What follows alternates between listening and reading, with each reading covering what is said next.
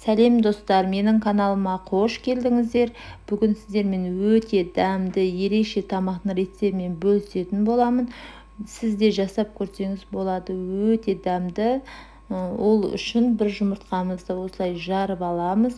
Оның үстіне бір қасық тұзымызды салып, бір пиалай суымызды құямыз. Бір пиалай су, бір зуала қамыр шығады.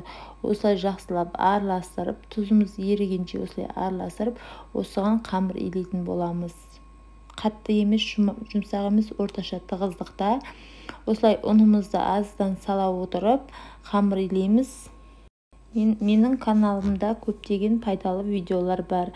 Және де алдағы уақытта бұдан да керемет видеоларды түсіретін боламын. Сол үшін мені каналыма тіркеліп алуды ұмытпаңыздар. Осылай еленген ұнымызды осылай сала отырып, қамырымызды осылай қатты қылып илейтін боламыз. Енді 10 минутқа осылай илеп болғаннан кейін салапанға салып тұндырып қоямын. Июі қанғанша.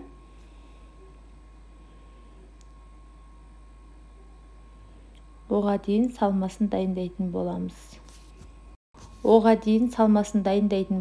200 грамм парш алдым. Парштың үстіне бір қасық бұрыш салдым, қара бұрыш. Оның үстіне үлкендеу бір пиязды осылай ұсақтап, майдалап, турап салдым. Енді бұның үстіне тұз салып, осыны жақсылап араластыратын боламыз. Өздеріңіздің қалауларыңыз бойынша дәмдеушілер қоссаңыздар болады. Бір пияз алдым, үлкендеу. Осы пиязды осылай 4 бұрышты қылып ұсақтап турап алатын боламыз. Және де болгар бұрышын алдым. Болгар бұрыш қосу маңызды емес. Өз қалауларыңыз бойынша қоспасаңыздар да болады. Осылай 4 бұрышты қылып ұсақтап турап алатын боламыз. Осылай қамырымызды қанды. Осылай 10 минуттан кейін тағы да қамырымды илеп, қайтадан 5 минутқа қалдырып, енді жайып жатырмын. Қамырымыз өте қанған екен, тез жайылатын болады. Енді кезегімізде осылай қазанымызды қыздырып, ішіне май құйып, мен енді тоң май құйып жатырмын. Енді сіздер сұйық май қоссаңыздар болады. Осылай майымызды құйып, үстіне ұсақтап туралған пиязымызды салып қуыратын боламын. Пиязды қып-қызылып қуырсаңыздар өте дәмді болады. Осылай жақсылап майымызға жақсылап қуырып алатын боламыз. Пиязымызды жақсылап қызартып, осылай жақсылап қуырып алғаннан кейін үстіне сәбізімізді салатын боламыз. Сәбізімізді салып, жақсылап қуыратын боламын.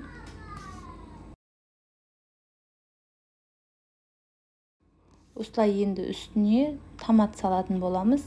Мен енді қыста татылған қызанағымды салып жатырмын. Енді сіздер өз қалауларыңыз бойынша томатпен алмастырсаңыздар болады. Осылай жақсылап, жақсылап қуыратын боламыз.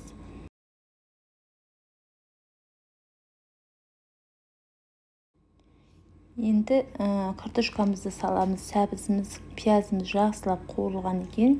Үстіне картошкамызды салып, жақсылап қуырып алатын боламыз. Және де өздеріңіздің қалауларыңыз бойынша дәмдеушілер қоссаңыздар болады.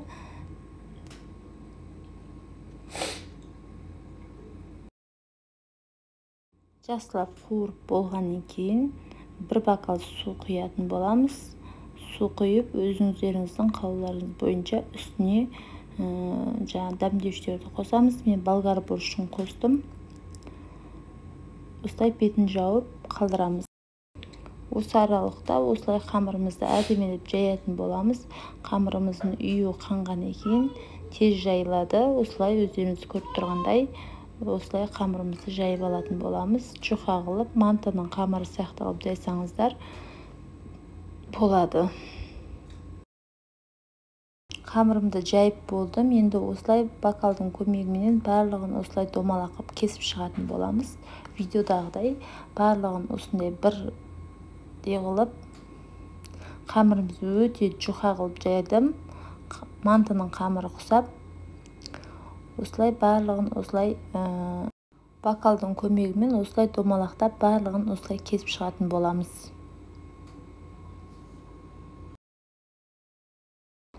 Осылай қамырларымыздың бәрін осылай домалақтап кесіп шықтым. Енді оның үстіне дайындалған салмамызды салып, осылай түйетін боламыз.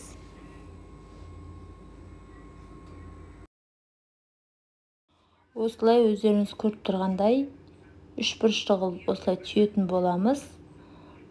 Қамырымызды ортасын ашық қылып, осылай барлығын осылай өздеріңіз көріп тұрғандай видеодағыдай түйіп шығатын боламын. Өте оңай түйу тәсілі. Түйіп болған қамырларымызды осылай мантаваркаға салатын боламыз. Мантаварканың үстін майлап, осылай барлық қамырларымызды мантаваркаға орналастыратын боламын. Осылай қамырларымызды бәрін мантаваркаға орналастырып болғаннан кейін бетін жақсылап сұйық майменен осылай майлап шығатын боламыз. Сөйтіп 30 минутқа газға қоямыз. 30 минутта Құда қаласа пісіп қалады.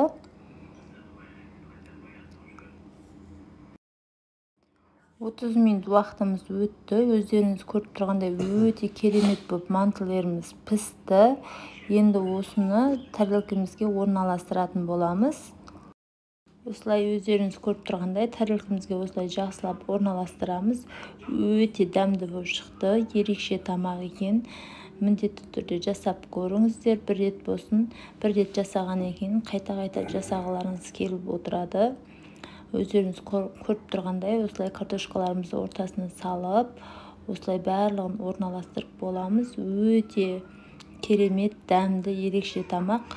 Және де асқазанға зияны жоқ.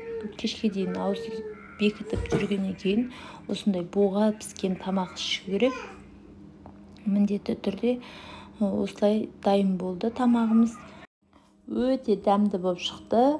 Ерекше тамақ екен. Міндетті түрде жасап көріңіздер. Видео ұнаса лайк басып, комментария жазып, тіркелмесеңіздер тіркеліп кетуді ұмытпаңыздар.